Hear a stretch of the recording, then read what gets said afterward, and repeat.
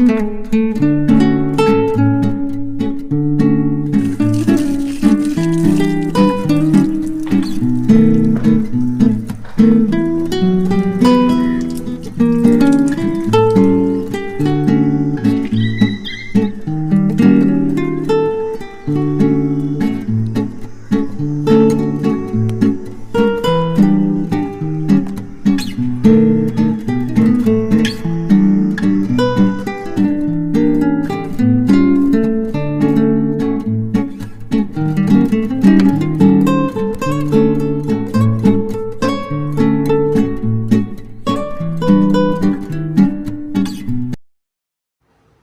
hello friends, வணக்கம் and welcome to Some Nishant Elite Home.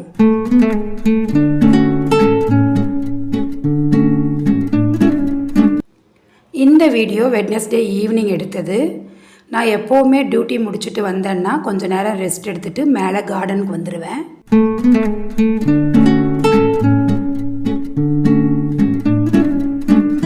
கார்டனில் time spend பண்ணுறது அப்படின்னா எனக்கு ரொம்ப பிடிக்கும். தினமும் நான் ஒரு 45 மினிட்ஸ் ஆகுது இங்கே ஸ்பெண்ட் பண்ணுவேன். செடிகளுக்கெல்லாம் தண்ணி விட்டுட்டு காய் கீரை ஏதாவது தேவைன்னா எடுத்துக்கிட்டு பூஜைக்கு தேவையான பூக்களையும் எடுத்துக்கிட்டு வந்துடுவேன். இந்த சன்செட்டு எவ்வளோ சூப்பராக இருக்குது பாருங்கள். முதல்ல நம்ம செடிகளுக்கெல்லாம் தண்ணி விட்டுடலாம்.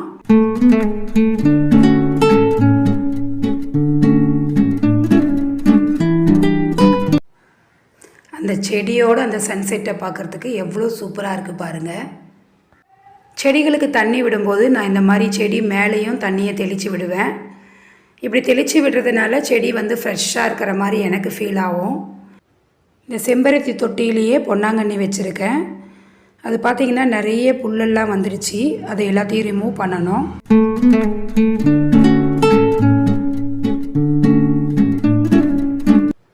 ஆக்சுவலாக எனக்கு டியூட்டி முடிச்சுட்டு ரொம்ப டயர்டாக தான் வந்தேன். கொஞ்சம் நேரம் ரெஸ்ட் எடுத்துகிட்டு மேலே போகலாமா இல்லை இன்றைக்கி ஒரு நாள் விட்டுடலாமா அப்படின்னு ஒரே யோசனையாக தான் இருந்தது. சரி, பொடி செய்யணுமே அப்படின்றதுக்காக, பிரண்டை வேணுமே அப்படின்றதுக்காக கஷ்டப்பட்டு தான் மேலே வந்தேன். ஆனால் இந்த செடிகளை பார்த்த உடனே எனக்கு எங்கேருந்து தான் அந்த எனர்ஜி வந்துச்சுன்னு தெரியல. களைப்பெல்லாம் பஞ்சு பஞ்சாக பறந்து போச்சு.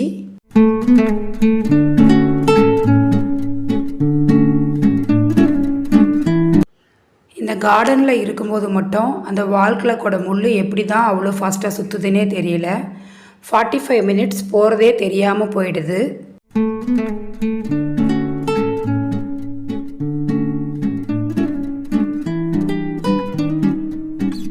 எப்போவுமே இந்த மே மந்த் லீவில் பார்த்தீங்கன்னா நான் அந்த சாயிலெல்லாம் ப்ரிப்பேர் பண்ணி வச்சுருவேன் வெஜிடபிள் பிளான்ட்ஸ்க்காக. ஆனால் இந்த வருஷம் மே மாதம் ஃபுல்லாக மழையாக இருந்ததுனால என்னால் அதை ப்ரிப்பேர் பண்ண முடியல. அந்த வேலையெல்லாம் அப்படியே பெண்டிங்கில் தான் இருக்குது. அந்த சாயிலெல்லாம் ரெடி பண்ணிவிட்டு அதுக்கப்புறம் தான் வெஜிடபிள் பிளான்ட்ஸ் எல்லாம் வைக்க முடியும். தண்ணி ஊற்றி முடிச்சாச்சு. இப்போ நமக்கு தேவையான ஃப்ளவர்ஸை எடுத்துக்கலாம்.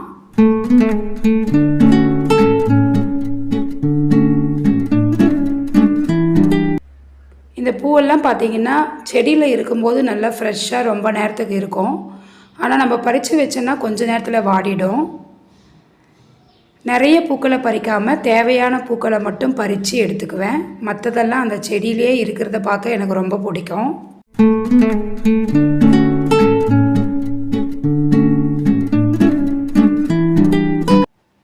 இந்த பிரம்மக்கமல செடி 3 வருஷம் ஆகுது வச்சு, ஒரு முறை கூட பூக்கலை. ஆனால் இப்போ மொட்டு வச்சுருக்கு பாருங்கள். இதை பார்க்கும்போதே எனக்கு ரொம்ப ஹாப்பியாகிடுச்சு.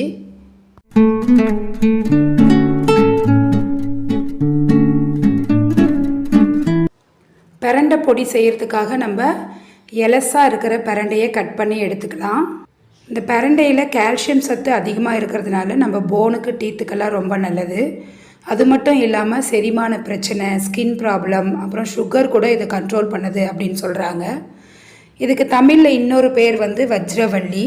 வஜ்ரம் அப்படின்னா ரொம்ப ஸ்ட்ராங் அப்படிங்கிற அர்த்தம். ஆனால் இந்த பிரண்டை பார்த்திங்கன்னா நம்மளுக்கு வெஜிடபிள் ஷாப்லலாம் கிடைக்காது. வில்லேஜில் நிறைய கிடைக்கும், ஆனால் சிட்டிஸ்லலாம் கிடைக்கிறதுக்கு வாய்ப்பு இல்லை. எங்கேயாவது பிரண்டை கிடச்சதுன்னா ஒரு வேஸ்ட்டு டப்பாவில் தேவையான அளவுக்கு மண்ணை போட்டு இந்த பிரண்டையை ஊனி வச்சு சன்லைட் கொஞ்சம் படுற இடத்துல வச்சு தண்ணி ஊற்றிட்டு வந்தோன்னா ஈஸியாக வளர்ந்துடும். லோ மெயின்டெனன்ஸ் பிளான்ட் தான் இது. கீழே இறங்கி வரும்போது போர்ட்டிகோவில் இந்த பட்டன் ரோஸ் கொத்து கொத்தாக பூத்திருந்தது. அதையும் பறிச்சுக்கிட்டு நான் கீழே இறங்கிட்டேன்.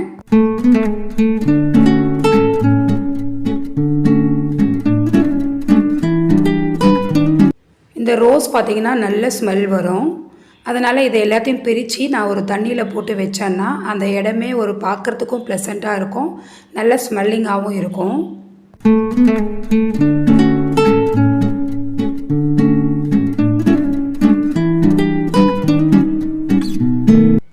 எடுத்துகிட்டு வந்த பூவெல்லாம் சாமிக்கு வச்சு விளக்கும் போட்டாச்சு. அடுத்ததாக நம்ம பிரண்டை பொடி செய்கிறதுக்கு ரெடியாக வேண்டியது தான்.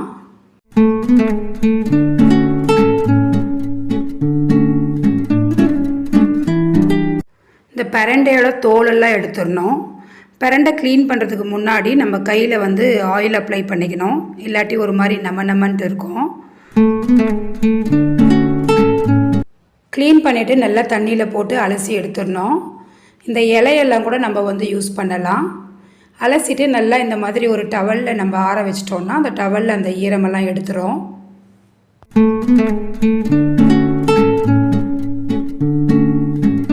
பிரண்டையை வறுக்கிறதுக்கு நல்ல எண்ணெய் வச்சிடலாம்.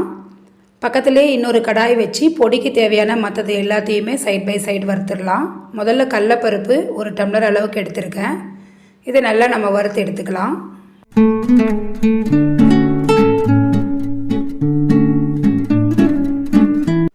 இந்த எண்ணெய் காஞ்சதுக்கு அப்புறமா நம்ம அந்த ஆற வச்ச பிரண்டையை எடுத்து போட்டுடலாம். போட்டு இதை நல்லா வறுத்து எடுத்துக்கணும்.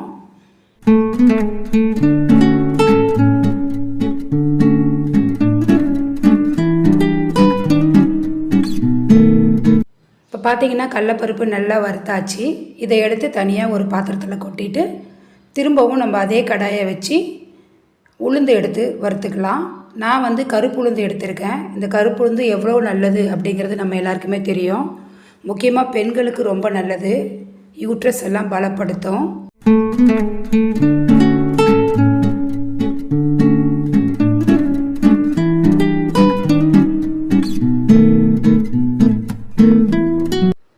அவ்வளோதான், இது நல்லா வறுத்தாச்சு. இதை எடுத்து நம்ம எண்ணெய் இல்லாமல் அந்த வறுத்து வச்ச பருப்புலேயே போட்டு விடலாம்.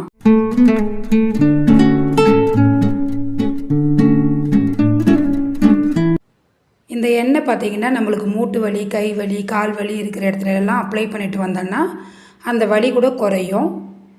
இப்போ உளுந்து வந்து நல்லா வறுந்துருச்சான்னு பார்க்கலாம். இது வந்து கருப்பாகவே இருக்கிறதுனால நான் வந்து வாயில் போட்டு கடிச்சு தான் பார்ப்பேன். மொறுன்னு வந்ததுன்னா வறுந்துருச்சின்னு அர்த்தம். எடுத்து நம்ம அந்த பருப்புலேயே கொட்டி விட்டுறலாம்.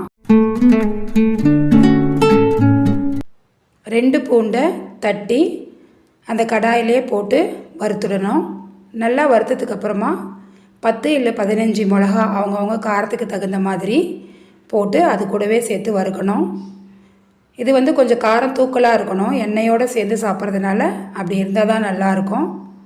நல்லா அந்த மிளகா வறுந்ததுக்கப்புறம் தேவையான அளவுக்கு கறிவேப்பிலையை தாராளமாகவே போடலாம்.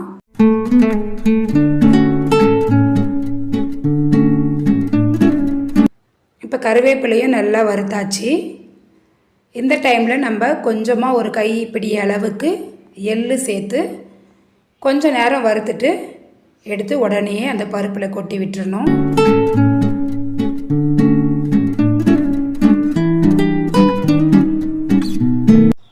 அவ்வளோதான். இப்போ இதையும் எடுத்து அந்த பருப்பு கூடவே சேர்த்து ஆற விட்டுறணும்.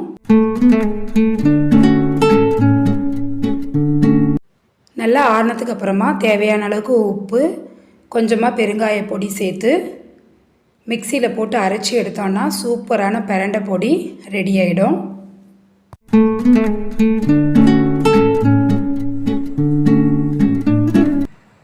அரைச்சி முடிச்சதுக்கு அப்புறமாவும் கொஞ்சம் நேரம் பிளேட்டில் போட்டு ஆற விடணும். ஆற விட்டு அதுக்கப்புறம் நம்ம ஒரு கண்டெய்னரில் போட்டு எடுத்து வச்சு யூஸ் பண்ணிக்கலாம்.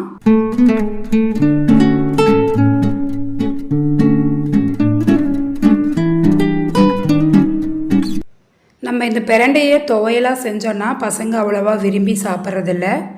ஆனால் இந்த மாதிரி பொடி மாதிரி செஞ்சிட்டோன்னா பசங்க விரும்பி சாப்பிடுவாங்க. அதோடு இல்லாமல் நம்ம இதை வந்து தினமும் எடுத்துக்கலாம். துவையல்ன்னும் போது ஏதாவது ஒரு நாள் தான் எடுத்துப்போம். ஆனால் பொடின்னும் போது நமக்கு தோசைக்கு, சாதத்துக்கு எதுக்கு வேணாலும் தினமும் கூட நம்ம கொஞ்சம் வச்சு யூஸ் பண்ணிக்கலாம்.